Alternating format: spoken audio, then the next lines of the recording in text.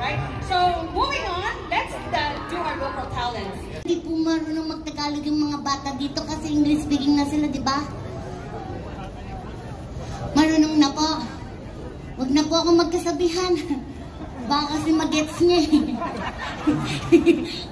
Ano na lang, meron pala akong kasabihan na ang pamilyang maraming anak, may tatay na huwag na po natin ituloy. Basta po, we would like to thank PIDC po ba? PIDC?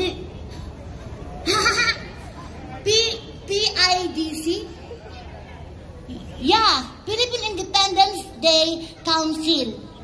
Yes, kay Tita Agnes Miranda. Nasaan po si Tita Agnes? Hello po, Tita Agnes. Wow, we are so beautiful. Unang titig ko pa lang po sa inyo, ang gaan ng loob ko. Kayo po ba pinakamayaman dito? Maabangan ka nga sa pag-uwi mamaya. Kumusta po ang mga Pilipino dito?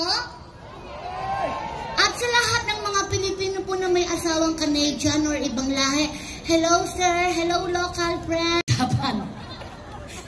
Okay, pero gusto ko po kayong entertain. Yung mga nasa harapan po ba, yung mga may kaya po sa buhay? Kasi parang nakaharang po kayo eh. Parang yung mga manunod, nandun lang po sa likod eh.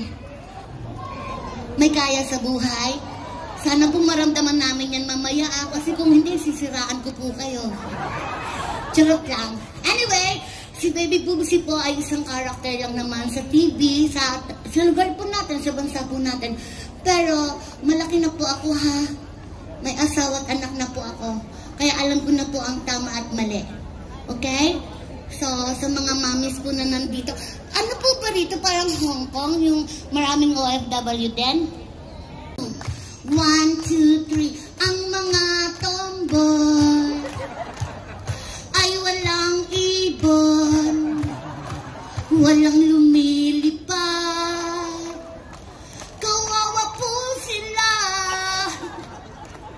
Ang mga tomboy ay walang ibon, walang lumilipad. Kawawa po sila.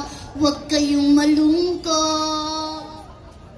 May vibrator. Hama, ikang lihaw. Tutong huwag yan. Sikang joking. Sa mga Japanese, sinusa. Oh, nagja-Japan po kayo? Ako po kasi nagja-Japan po ako dati. Japayuki po ako. Naging Japayuki po ba kayo ng araw? O napag-usapan lang po yung gera? Ganun po talaga. Kapag ang kasabihan ng araw, ang Japan sagot sa kahirapan. At naging tama naman po yun.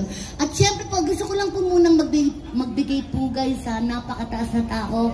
Isa po itong senador, naging general. Sir, magandang gabi po. General ba to? Hello? Hi! How are you? Pogi ni General. Tapos, syempre, kay tatay, magandang gabi po, Mang Kanor. Kayo po yung YouTube sensation. Okay. So, basta entertainment lang po ang ibibigay namin sa inyo. Yung mga nasa dulo po, okay lang po kayo dyan? Mainit po? Mainit. Okay, so naman po umulan. So magtiis na lang po kayo, ha?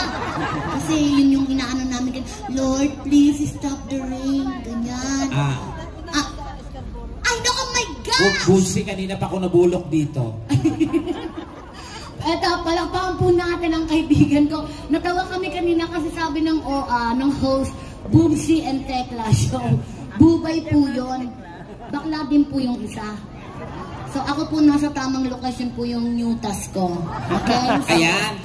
Okay. So palakpakan po natin, please welcome on stage from GMA7, the Bubay and Tekla Show, Tekla! Yehey! Hep hep! Hep hep! Gusto mo ba ng jacket, mami? Gusto mo ng jacket? Bigyan ng jacket yan. Asan na yung jacket? May jacket ba tayo? Kuya Will! Sorry. So, bigyan natin ng jacket si mami. Sino po ang mga interesado about sa business? Oo. Pumunta po doon sa Elite Club. isang kwento Si lang Wanda po, ba ah. to? Sino ka? Siya yung tunay nung ina. Kababayad ko lang ng utang ah. Sige. So, kailangan po namin kumanta para mabuo yung budget at makauwi na. Hoy, wala tayong budget guys, dito. sa mga gusto pong mag-get together sa amin, nandun po kami after ng performance namin. Get together tayo, picture tayo. Pwede po kayo magpasyal doon, ha? Kayo po ba ay mga nakarating na sa comedy bar sa Pilipinas? So alam niyo Diba? naman po yung mga kalakaran, Oo, biro-biroan bawal lang po ang po, pikon, ha? ha? Ang pikon po ay sinyalis ng katangahan, kabubuhan at walang Oo. pinag-aralan, ha? Oo. O Kasi pag po- sinabi naming maganda ka, biro lang yon, ha? Yes. Pag sinabi naming pangit, Mag-isip ka. Mag-isip ka at manalamin ka. Baka totoo. Oo, kasi akala ko ako lang pangit ngayon eh. Ay, Oo. maganda ka kaya. Hoy, sa bagay, wala namang ginawa ang Diyos na pangit eh. Yes. Lahat, we're all created equally in the eyes of God. Yes. Pero, tekla, alalahanin mo, ikapitong araw nagpahinga ang Diyos. Oh, yun nga, Pero hindi na-realize natin ko. sure. Na-realize ko, nung nagpahinga ang Diyos, nangialam yung kalaban. Oh, hala, luto, purma ito na buo. Kasi nung niya, wala pang quality control. Yes. Ang tawag ito, factory defect.